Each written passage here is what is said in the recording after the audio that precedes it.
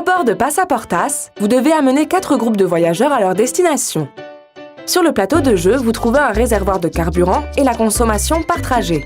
Vos groupes de passagers peuvent prendre place dans l'avion. Il faut seulement qu'ils passent par le bureau de douane à l'arrivée. Maintenant, vous empilez les cartes d'embarquement, de destination et de douane. Ensuite, prenez chacun un porte-carte et réservez vos voyages. Prenez vos billets au hasard et rangez-les. Si vous avez une carte d'un voyage avec le même lieu de départ et d'arrivée, alors il suffit d'en réserver un nouveau en prenant de nouvelles cartes. Prenez vos porte-cartes et cartes douanières en fonction du nombre de joueurs.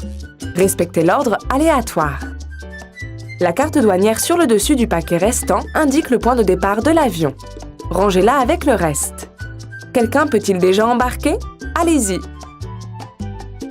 Si vous jouez seulement avec 2 ou 3 joueurs, vous devez considérer que 2 voyageurs inconnus restent dans l'avion pendant toute la durée du jeu. Décidez qui commence. Ensuite, vous jouez dans le sens des aiguilles d'une montre. Lorsque c'est son tour, chaque joueur réalise les étapes suivantes.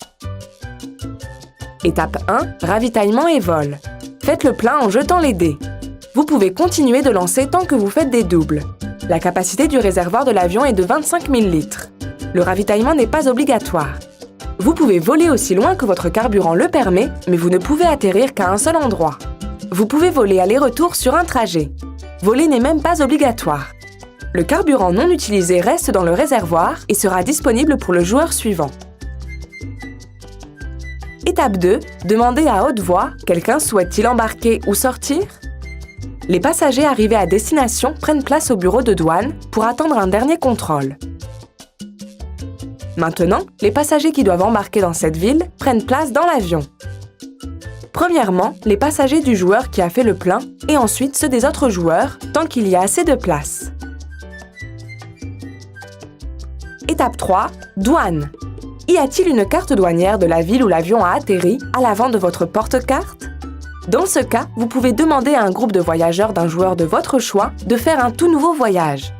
Vous pouvez choisir librement parmi les groupes qui se trouvent dans l'avion ou au bureau de douane. Attention, n'utilisez pas votre carte douanière avant que tous les passagers qui le souhaitent n'aient débarqué et embarqué. Sinon, ils peuvent le faire plus tard.